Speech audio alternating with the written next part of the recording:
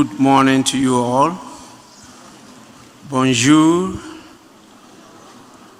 You are all very welcome to Ghana.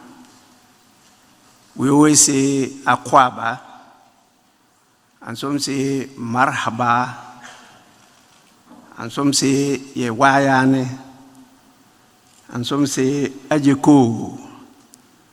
And so we have various languages of welcoming our visitors to Ghana.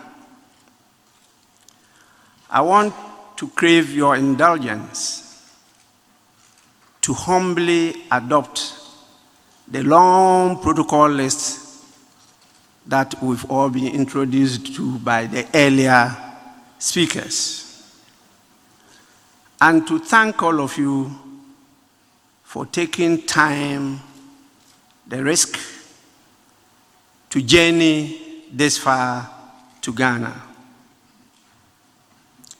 I have a tall list of assignments today. And as I speak to you, I have some ambassadors waiting in my office for me. And I'm also on my way to Nigeria today. I would have loved to be with you throughout this conference for very good reasons. I was once a chairman of the Public Accounts Committee in Ghana. And that time, the chairman of the Public Accounts Committee was the leader of the opposition.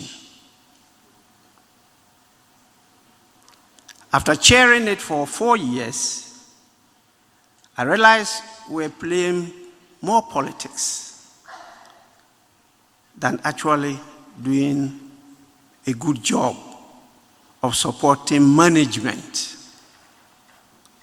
to plug the loopholes, to improve systems, and to make sure that those we give our trust and money to utilize that trust and money in the interest of all of us.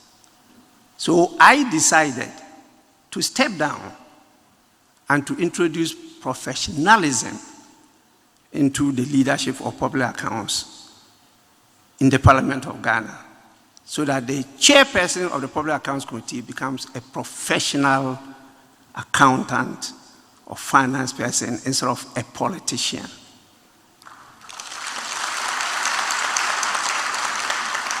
I'm personally called the first person, Salas Mensah, Honorable, to be the chairperson of the Public Accounts Committee. Then after, other governments followed. And as of today, we have Dr. Eviji chairing the Public Accounts Committee. So I have tremendous interest in what you do because of what I have seen in the governance of countries. I have been privileged, in fact blessed, through my life and leadership, and particularly my career, to have visited all your countries, whether it's Australia or it's the US or it's New Zealand or India or Pakistan or whatever. I've had the pleasure of enjoying the hospitalities of all these countries and of working with various parliaments. And so I know the challenges we face as a group, and particularly that now I'm the president of the Commonwealth Parliamentary Association International, made up of 182 parliaments in the world.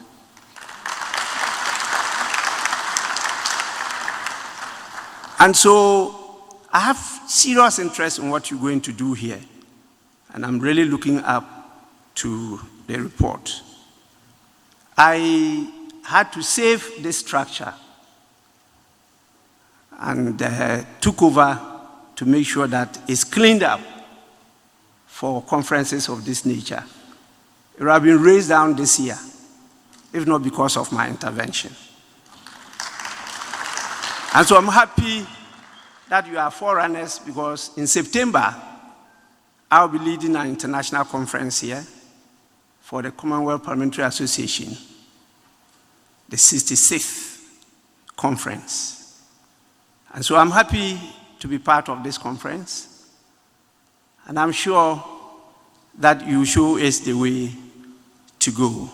But before I go on, I want you to assist me to applaud the majestic strides that we've been shown here by the two beautiful ladies who just danced to the drums.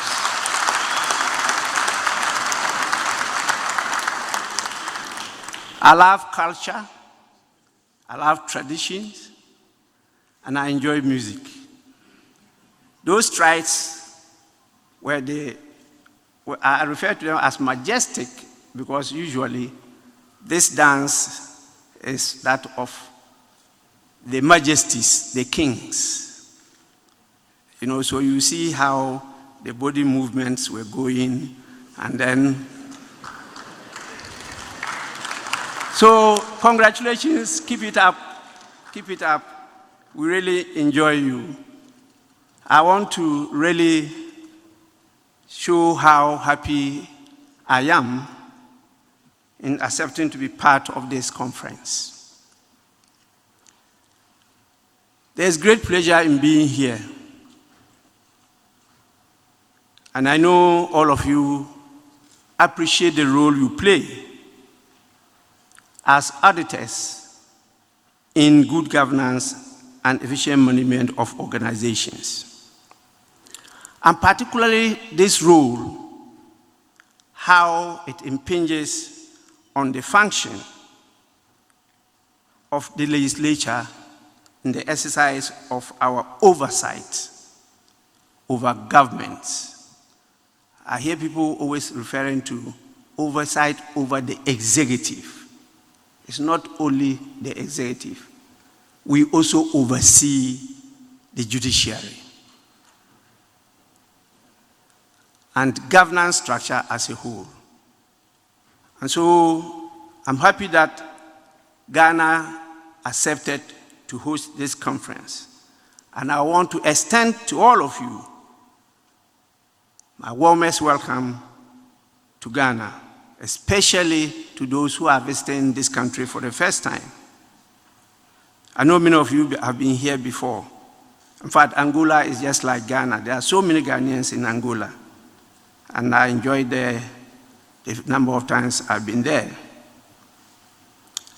I'm informed that there are hundreds of you from our sister African countries participating in this conference. My fervent prayer is that you find Ghana welcoming, you find Ghana also hospitable, and that at the end of the day, the conference will be worth your while. I am particularly pleased to know that the African Federation of Institutes of Internal Auditors, simply referred to as AFIIA, is focused on promoting good governance, innovation, and transformation as part of its efforts in supporting African governments to accelerate sustainable development, if any at all. This last part is important. If any at all. Considering the times in which we are as a continent, the theme for this conference, sustainability through innovation, is very appropriate as it touches on the core of Africa's problems. There is a high demand, and we all know that, for greater speed and more transparency in service delivery from the public sector. Yesterday I had to invite the Administrator General of Ghana to my office, and we had a conversation, a lot of revelations, and I have personally to commit myself to support, to strengthen that office, to function properly, to support many of the activities you're going to do. I mean, I was so sad to hear that sometimes for a whole year, it's giving less than 50,000 Ghana cedis to run the office. That definitely is unacceptable. And there's no way with that kind of support you can have good governance in a country. I believe that this calls for sustained innovation that can deliver fast and effective services to the public. Many public sector organizations across the world are working towards the transition from the anachronistic, paper-based and bureaucratic transactions to technological, digitally driven and integrated service models. And so I'm happy this is part of the focus of this conference. Where are we as a continent, Africa as a continent? Where are we in digitalization? The United Nations e-government survey in 2022 indicated that digitalization trends in Africa are positive. This is good news. Nevertheless, the values for these indicators remained below the corresponding global average. Only 4 African countries, namely Mauritius, Seychelles, South Africa, and Tunisia, are among the top 100 countries in the overall e-government development index, with values above the global average. Ghana, my beloved motherland, is ranked 106 out of 193 countries. In addition, the second continental report on the implementation of Agenda 2063, the Africa We Want agenda, dated February 2022, indicated that Goal 2 of the agenda, which is well-educated citizens and skills revolution underpinned by technology and innovation, increased in performance from 5% in 2019 to 32% in 2021. That is a quantum leap within 2 years, but it's still woefully very low. The World Intellectual Property Organization's Global Innovation Index 2022 report, and that is the 15th edition, states that, and I quote, 16 out of the 25 economies from sub-Saharan Africa improved their ranking. 16 out of the 25 improved their ranking. Botswana took the biggest leap forward, and I want to applaud participants from Botswana. That is one of the more focused and more serious countries in Africa. I've been there a number of times. Botswana took the biggest leap forward, reaching 86th position, and in so doing, overtook Kenya, which is now 88th, to be among the top 3 for the region. Other notable improvers in the region are Mauritius. Mauritius is usually a lead or leader in some of these areas, and Mauritius is 45th. Ghana is 95th. Namibia is 96th. And Senegal, 99th. South Africa remained unchanged, and it's been like that for some time now. I don't know why, and it's at the 61st place. Continuously, South Africa is failing to improve. I don't know what the challenge is. But please take note that the highest ranked innovative country in Africa, Mauritius, as I stated, occupies the 45th position out of a total number of 132 countries which have been surveyed. Once again, my brothers and sisters from Ghana, you are placed 95th position. How well African countries perform in these rankings reflects the state of well-being of their state organizations and individuals. How do we overcome the challenges? What are those challenges? Challenges of innovation. I believe the way to overcome these challenges is through innovation from our cave-dwelling predecessors to the creators of some of the wonders of the world. I like citing Thomas Edison. I know many of you know this inventor. His education was only up to primary 6. But you know, he's invented over almost 2,000 things in the world. Thomas Edison, far better than his brothers who got higher education. You know Henry Ford, and you also will recall Steve Jobs. There is sufficient proof that out of human curiosity and desire to thrive, new products, processes, and ideas are birthed. 2 days ago, one Chinese came to visit me with the son.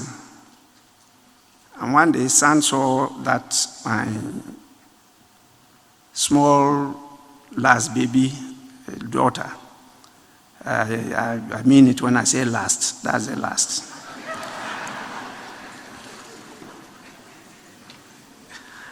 Had a product in her name, which is being marketed. It's in some of the supermarkets in Ghana, where she discovered the harmful effect of diabetes by using the internet. At the age of 10, she decided to add some things together to remove what she termed the cause or causal effect of diabetes in human beings. And so had some special sugar she produced, and the bottles were there. So when this rather elderly young man saw it, and I introduced the young lady to him, he was just like weeping. Why he is not being able to do that?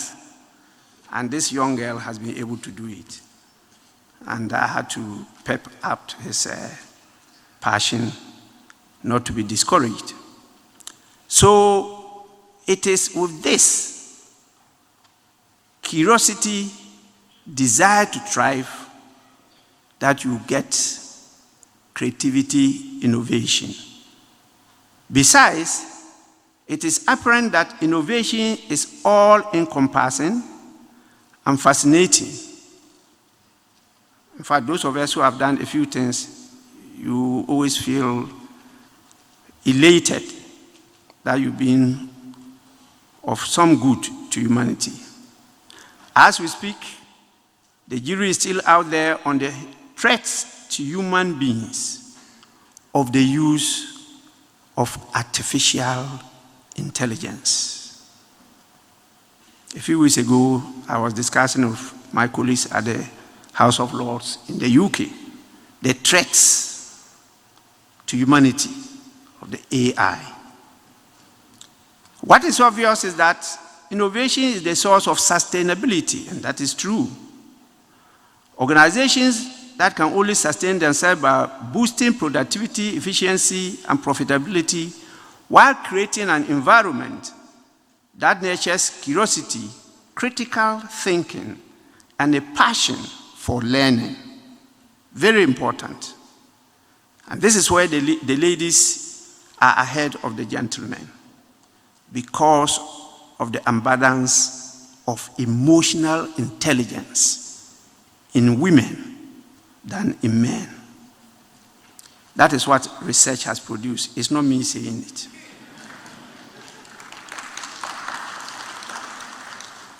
Whether it is the current drive toward energy transmission, medical breakthroughs, or social justice initiatives, innovation provides the means necessary to create a better world and for organizations to serve their purpose. And so how do we adopt this innovation? If ours remain a culture that does not celebrate creativity, reward risk-taking, and encourage collaboration, we definitely cannot expect to be at the forefront of innovation. I am informed that delegates to this conference are not only internal auditors, yes, one of the speakers mentioned it, but also other stakeholders, including board members, audit committee members, management staff, and other professionals.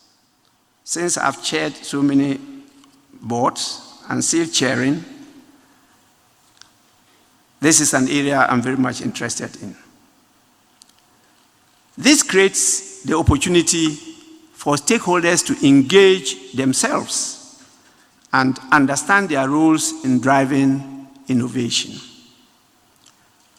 Boards and management team members should prioritize innovation on their agenda, because without it, companies cannot deliver value to their stakeholders.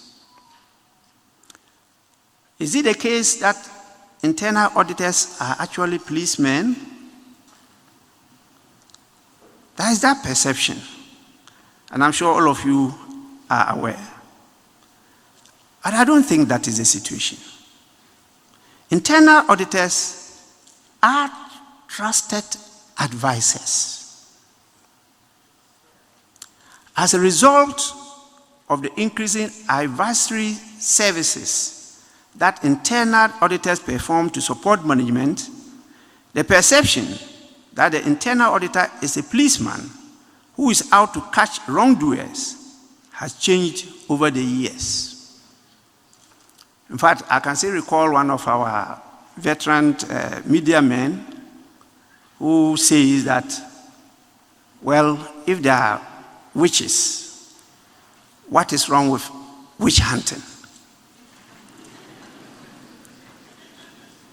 And so when internal auditors are probing in, and then people respond and say, oh, they are witch hunting. Yes, but if there are witches there, we should hunt them. But they are not, witches are not, I don't know how many of you love witches. And so truly, even if your duty is for you to hunt witches, I applaud your efforts. Continue to hunt them.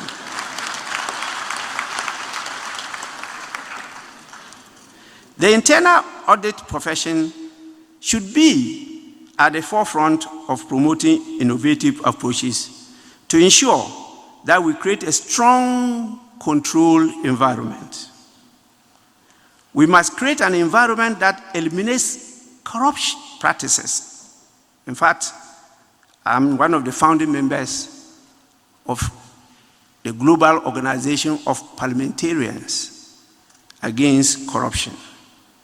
And I moved the motion in the Parliament of Canada to get that organization formed in 2002. And I'm an active member of APNAC.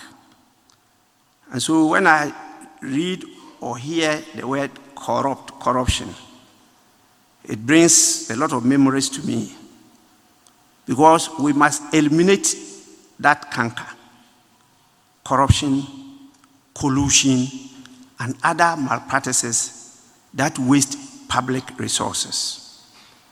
In short, internal auditors should lead the charge to create a more ethical work culture. Such a professional positioning is sure to add value and serve every stakeholder's interest. For me, what is refreshing is the realization that this principle is central to the array of topics selected for the 9th AFIIA conference. Looking at your schedule, it is clear that the subjects expected to be discussed over the next 3 days are at the core of contemporary issues of interest to various African countries. I am confident that the sessions would empower delegates to be more responsive to the rapidly changing challenges. It is an affront to your profession and role as internal auditors to sit back and watch as national resources and public funds are plundered, misapplied, dissipated with reckless abundance. And this is what is happening. Please, internal auditors, you must be bold. You must speak out against malfeasance in various organizations and in governance. Speak truth to those who are in power without fear or favor. That is one of the surest ways to minimize all the earlier cancerous things I've mentioned. Be not afraid at all. For those who threaten you, for those who kill others because they want the right thing to be done, they usually die in misery and agony. You have your conscience and you die peacefully. And as I keep on saying, I fear no fool. If you kill me, I'll go there before you come. By the time you come, I'm a senior.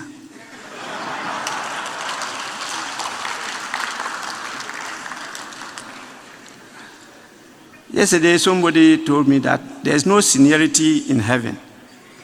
I said he should go back to read the good books. God himself is the Father. And so if God is the Father, it means there's a senior. And we talk about the Son. There's a junior. And then we talk about Holy Spirit. So how can you tell me there's no seniority in heaven? That I don't believe. I just want to call on you, please, to occupy your space as the conscience of your organizations and of society. And so how do you go about protecting the public purse?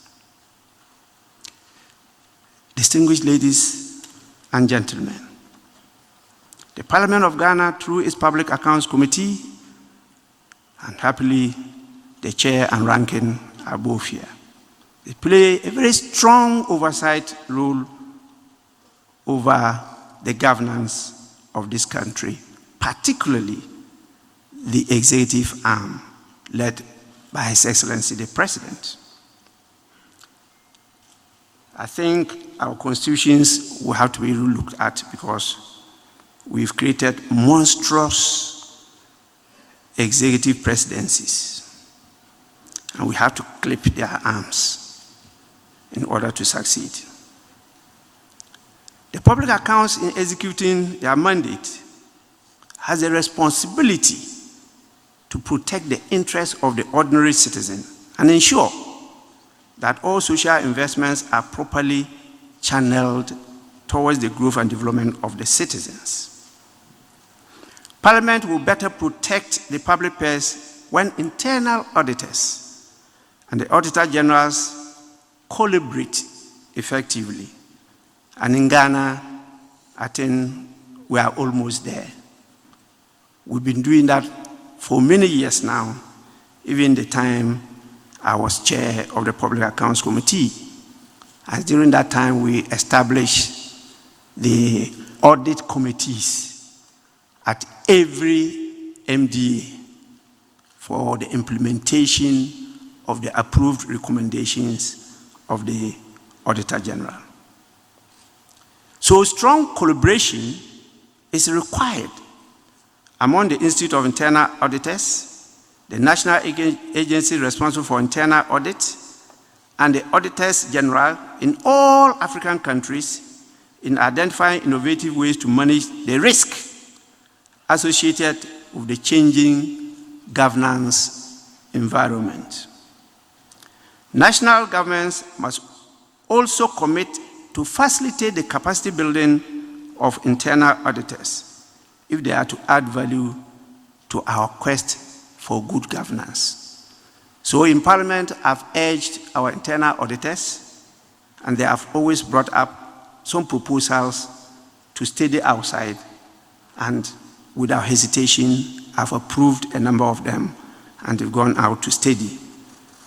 My dislike is just that they are always looking towards some direction.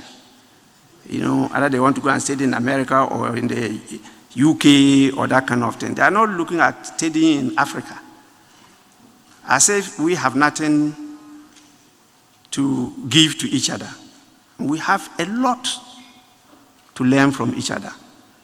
And I hope you use this conference as one of the forums for learning and sharing among each others. I'm sure that the Institute will furnish key stakeholders and significant others with the outcome of your deliberations at this conference. More importantly, participants should endeavor to apply the insights and experiences shared on their return to their respective workplaces and countries. And that is one of the challenges in Africa.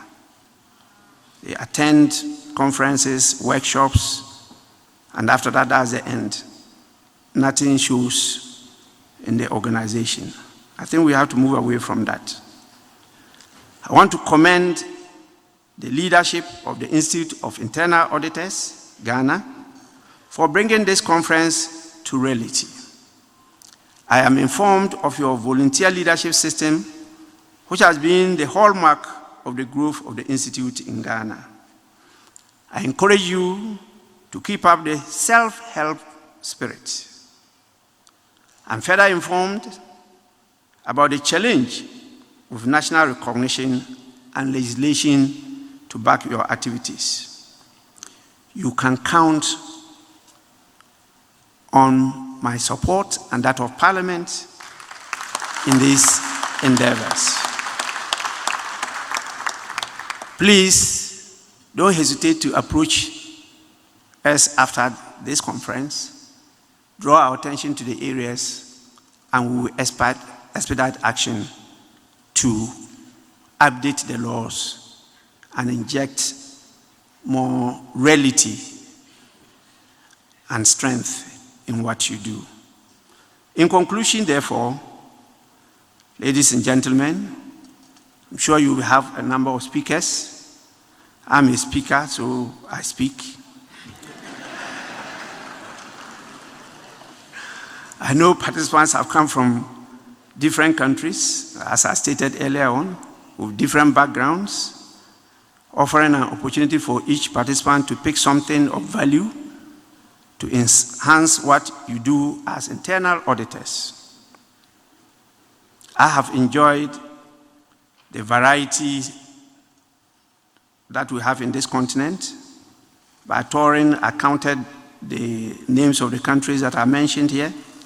All the 27 countries, I've been there.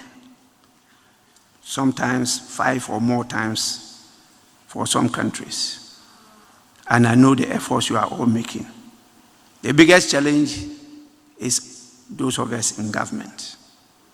And I'm praying that God will speak to many of them. We have a lot as a continent to share with the world. And I keep on saying it, that Africa is the future of the world. As to whether when we become the future, whether it will still be led by Africans, that I'm not sure. And it is for us to make sure that happens. If not, by the time we become the future of the world, some other people will be those occupying Africa and leading Africa, not Africans. With this, I want to urge you not to miss the opportunity. Please take full advantage of your presence in this conference. Just these few days, focused. And when you go home, you make a difference in your countries.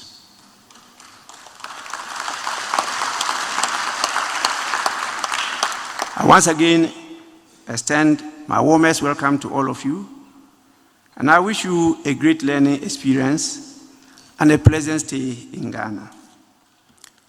On this note, it is now my pleasure and privilege to declare the 9th African Federation of Institutes of Internal Auditors International Conference, AFIIA 2023, duly opened.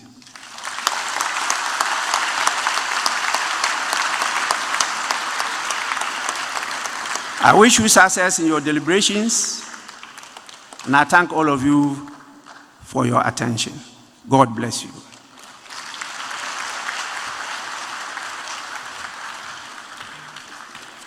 Police band.